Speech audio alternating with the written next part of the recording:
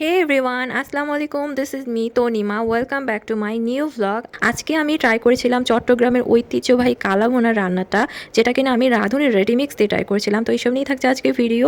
তো চলুন ভ্লগটা স্টার্ট করা যাক। কালাভুনা রান্নায় আমার ফার্স্টেই এবং মোস্ট ইম্পর্টেন্ট যেটা লেগেছিল সেটা হচ্ছে রাঁধুনির রেডিমিক্স মশলা। তো এটার মধ্যে 2টা প্যাকেট ছিল, আর লেগেছিল সয়া সস আর টমেটো সস। তো এই মশলাটার পেছনে যেভাবে যেভাবে বলা ছিল আমি স্টেপ বাই স্টেপ সেভাবেই ফলো করেছি। তো দেখা যাক কী হয়। তো এই জন্য আমি প্রেশার কুকার নিয়ে নিয়েছিলাম, যেহেতু আমার হাতে সময় খুবই কম ছিল, এই জন্য আমি আজকে প্রেশার কুকারে রান্নাটা করব।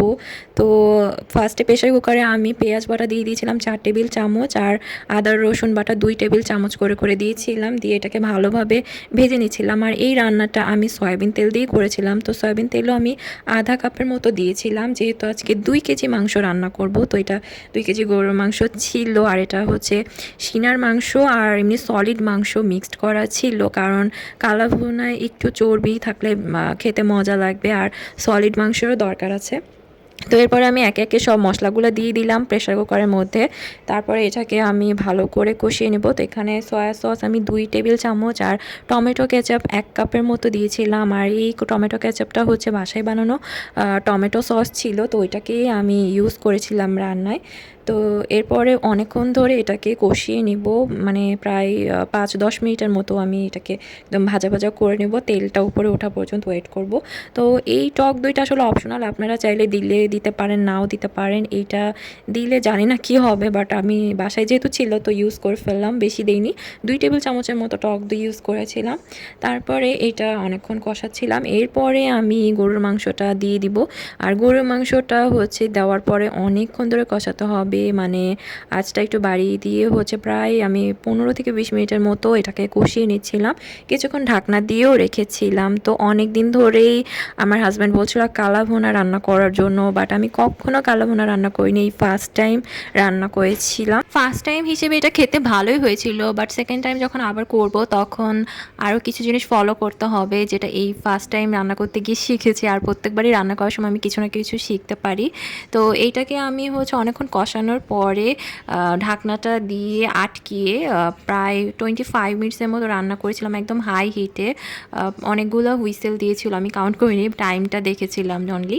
তো তারপরে এটা একদম সফট হয়ে গিয়েছিল, কিন্তু অনেক ঝোল ছিল, এই জন্য আমি একটা কড়াই ট্রান্সফার করে নিয়েছিলাম। তারপরে ঝোলটাকে শুকিয়ে নিচ্ছিলাম, মানে একদম হাই হিটে 10-15 মিনিট আমি এটাকে নাড়াচাড়া করতে করতে ঝোলটা একদম শুকিয়ে গিয়েছিলো, আর কালারটাও চেঞ্জ হয়ে গেছিলো।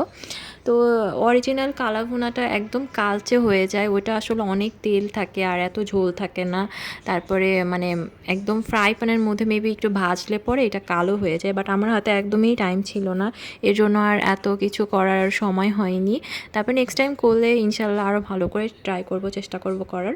তো একটা ফ্রাই প্যান নিয়ে নিয়েছিলাম, আর ওটাতে আমি প্রায় হাফ কাপের মতো সরিষা তেল দিয়েছি, আর পেঁয়াজ কুচি আর রসুন কুচি দিয়েছিলাম, মানে পরিমাণ মতো দিয়েছিলাম, কম বেশি আপনারা দিতে পারেন। তো এটাকে আমি একদম লালচে করে ভেজে নিয়ে তারপরে ওই মাংসটার মধ্যে মিশিয়ে দিব। তারপরে কিছুক্ষণ নাড়াচাড়া করে নামিয়ে ফেলেছিলাম।